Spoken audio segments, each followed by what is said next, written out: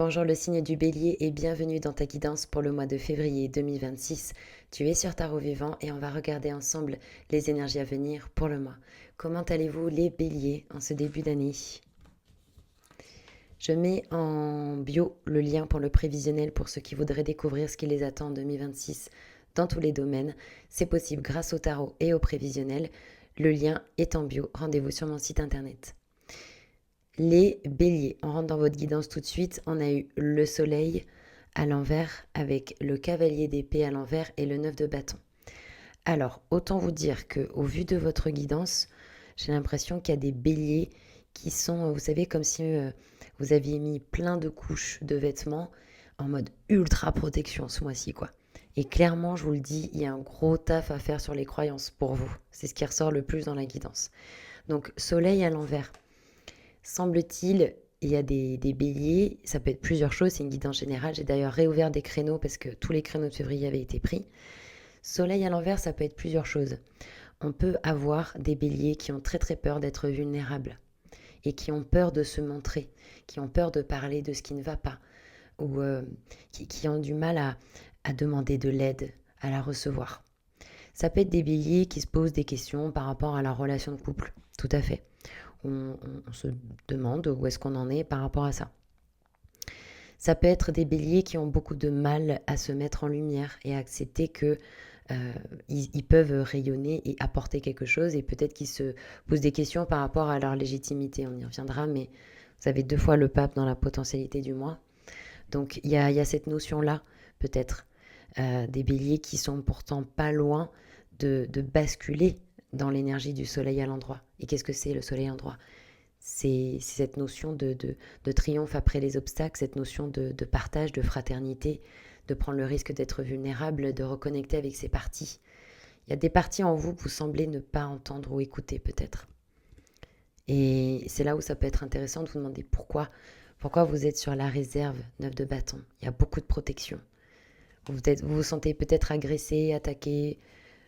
Peut-être que c'est OK pour vous d'être sur la défensive, mais sur la défensive, ça veut dire que, comment? On prévoit un danger. Voyez? Je sais pas. Cavalier d'épée. Vous êtes peut-être en attente de retour de démarche. Et attention à votre communication. Peut-être qu'il y en a certains qui peuvent être un peu... ça peut être un peu sportif et pas cool pour les autres autour de vous. Donc attention à votre communication. Vous avez peut-être besoin que ça aille plus vite. Vous êtes peut-être un peu frustré. Je sais pas. On a dans le message le jugement. Message avec le roi de denier et le chariot à l'envers. Donc 2 arcanes majeures. Il y a donc une transformation qui est en train de se faire. C'est pour ça qu'il peut y avoir une perte de repère, peut-être. Le jugement à l'envers vous invite à voir au-delà des apparences. C'est très important que vous reconnectiez avec votre intuition, que vous compreniez que vous n'avez rien fait de mal, vous n'êtes pas une mauvaise personne, vous êtes simplement en transformation. Donc il y a des changements qui s'opèrent. Vous devez le sentir en vous et à l'extérieur de vous. Et peut-être qu'il y a des parties chez vous qui résistent. Mais quelles sont les parties qui résistent? Est-ce que c'est vraiment des parties qui vous aident à atteindre vos objectifs? En tout cas, il y a cette notion probablement voilà, de transformation qui est en train de se faire. On vous invite à reconnecter avec votre intuition. C'est peut-être la raison pour laquelle vous faites du surplace. Déjà parce qu'il y a un travail à faire au niveau des émotions, probablement, mais aussi au niveau des drivers, au niveau de la direction. Si vous faites du surplace, c'est peut-être parce qu'il n'y a pas de direction. Je vous donne un exemple. Vous mettez comme objectif 2026, je reprends le sport. C'est pas un objectif. Ça veut rien dire. Vous reprenez sport. Où, quand, comment, combien de temps?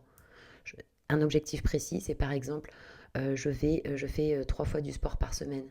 Ou je vais à la salle et je perds tant de kilos. C'est chiffrable, c'est mesurable, c'est précis.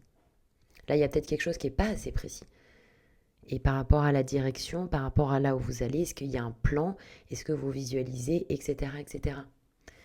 Roi de denier, il peut y avoir une personne dans votre entourage qui vous soutient. Ça peut être totalement financièrement, matériellement, mais aussi tout simplement, je pense, une personne qui a de l'expérience peut-être dans ce que vous faites ou dans ce que vous aimeriez faire et qui peut vous aider. Ça peut être intéressant. Voilà, une personne en tout cas qui vous soutient, qui est là et à qui vous pouvez demander conseil. Blocage, et c'est là où la guidance prend tout son sens, l'étoile à l'endroit. avec le roi de bâton et le 7 de denier. Il y a des béliers, je pense, qui sont un peu fatigués en fait et qui se demandent un peu quand est-ce que la récolte elle va tomber quoi. Du style, mais ça fait quand même un moment que je fais ci, que je fais ça.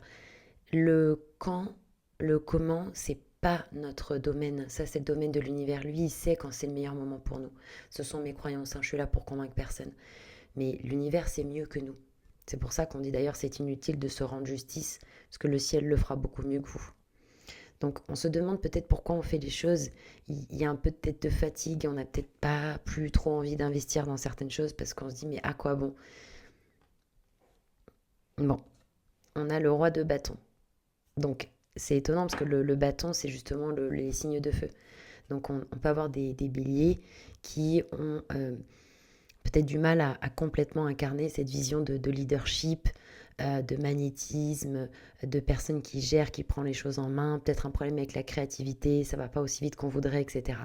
C'est assez cohérent avec le soleil à l'envers, parce que c'est des cartes qui vont très bien ensemble en fait. Mais pas de panique, s'il y a un travail qui est fait, les énergies, elles peuvent aussi être accessibles. Mais il y a vraiment cette idée-là où vous savez que vous avez le feu, du potentiel, du charisme, vous pouvez réussir, etc. Mais on dirait que vous avez un peu des doutes et du mal à incarner pleinement cette énergie. Mais je pense que le plus gros problème, entre guillemets, c'est l'étoile en blocage. Parce que ça signifie que, pour moi, vous vous sentez seul. Vous avez peut-être l'impression, pour certains, d'avoir été lâché en plein vol. Il y a une difficulté à mettre un genou en terre et à faire preuve d'humilité, à demander de l'aide, à faire confiance. C'est ce que j'allais vous dire il y a une minute, dans le sens où, quand je vous parlais de la récolte, mais c'est quoi vos attentes? Est-ce que vous faites les choses pour vous personnellement ou est-ce que vous faites les choses pour les autres? Parce que si vous faites les choses pour les autres, vous n'avez pas à vous demander quand ou comment ça va arriver. Par exemple, je dis n'importe quoi, euh, c'est dur de donner un exemple là comme ça rapidement, mais il y a un peu cette idée de ce que vous le faites pour quelle raison? Parce que là, il peut y avoir ce truc-là de j'attends, hein, parce que quand même j'ai payé, j'ai financé pour ça, donc j'aimerais bien qu'il y ait un retour en fait. Mais le retour, on vous le donne ou on vous le donnera peut-être pas de la manière dont vous l'attendez, mais qui sera juste, peut-être. Encore une fois, j'ai pas la science infuse. Donc peut-être ça peut être intéressant pour vous de mettre un genou en terre au sens propre comme au sens figuré, de vous dire ok c'est bon, voilà, je m'en remets à plus grand que moi, voilà, l'intelligence de la vie, elle sait mieux.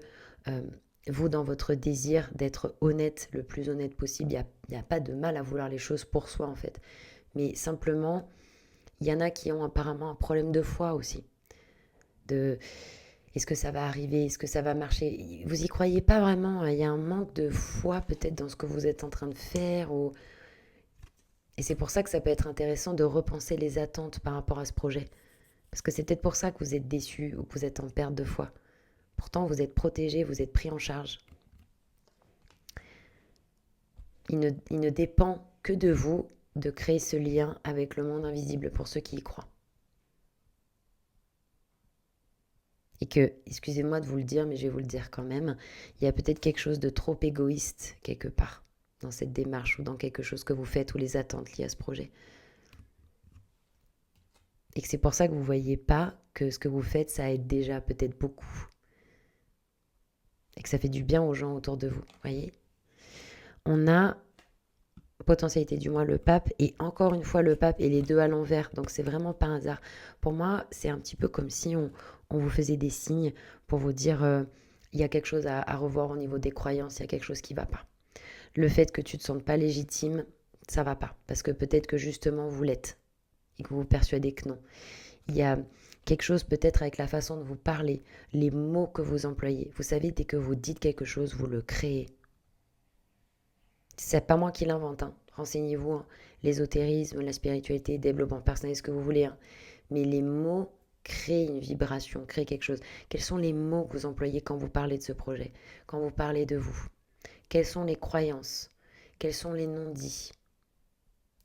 Deux fois le pape à l'envers, en potentialité du moins, c'est terrible ce que je vais vous dire parce que je ne veux pas scléroser, figer, condamner et dire que j'ai la science infuse. Mais c'est comme si pour moi, vous n'allez pas pouvoir passer le cap au-dessus en fait. Parce que le cap au-dessus, c'est vous en mode soleil, en mode authentique, qui s'exprime, qui est positif, qui y croit. Donc ça va être dur de passer le level si vous ne croyez pas en vous, en l'intelligence de la vie et qu'en plus vous parlez contre vous. Est-ce que vous connaissez Don Miguel Ruiz, les 4 accords Toltec? Premier accord, quoi qu'il arrive, que ta parole soit impeccable. N'utilise pas la parole contre toi-même ou contre les autres. Et ce sont des arcanes opposés en plus, hein. Donc là, il y a un problème avec la foi, il y a un problème avec les croyances. Et vous vous positionnez où par rapport à ça? Ne dites pas, bah si, je crois, alors que vous le vibrez pas, vous l'incarnez pas, puisque vous attendez un résultat. Bien précis en plus. On est là pour discuter, hein, bien évidemment. Plaisir d'avoir vos retours en commentaire. Et on avait le 3 de bâton. Donc ça, j'aime bien, ça ouvre une porte sur la suite où il va y avoir apparemment une exploration, peut-être un voyage imprévu. Mais il y a une notion d'exploration. Et ça, c'est intéressant. Il y a peut-être des béliers qui vont s'aider en découvrant de nouvelles choses, de nouvelles méthodes ou techniques qui peuvent les aider et les accompagner. C'est cool. Bon, ça, c'est vraiment le best. En conseil, on a la roue de fortune à l'endroit avec le roi de coupe et le 9 de denier. Alors là, franchement, c'est trop beau dans le conseil. Parce que roue de fortune nous explique que quoi qu'il arrive autour de vous, vous êtes invité à garder votre centre, à ne pas vous laisser perturber par l'extérieur, à garder toujours votre centre. Et on vous dit que l'univers, enfin on vous dit, je sais pas pourquoi je dis cette phrase qui veut rien dire. On pourrait penser que y a un coup de pouce, un coup de poker de l'univers qui arrive et qui redistribue les cartes. Ça peut être un événement inattendu pendant le mois et ça peut arriver parce que justement vous vous êtes positionné en fait. Au lieu de vous laisser avoir par les hauts et les bas de la vie, les émotions, etc., un mental qui peut être sclérosant, la roue de fortune, on vous demande simplement d'être volontaire, d'avoir l'intention de faire les choses. Ma croyance à moi, c'est que l'univers s'en contrefou de ce qu'on fait. Il a trop de choses à gérer. Mais ce qui l'intéresse, c'est notre positionnement au moment de l'expérience et c'est notre intention. C'est ma croyance. Du coup, si dans notre intention, on se dit, ok, c'est pas facile, mais je vais tenir bon, je vais garder mon centre, je vais cultiver la paix intérieure, je vais accepter les situations comme elles sont pour mieux les transformer. Pour moi, c'est comme ouvrir les bras et recevoir toutes les bénédictions du ciel. Parce que dans l'intention, on est volontaire. On est prêt à faire un travail sur nous-mêmes, à faire un travail avec nos émotions. Donc à ce moment-là, les dés sont relancés, coup de pouce, coup de poker du destin.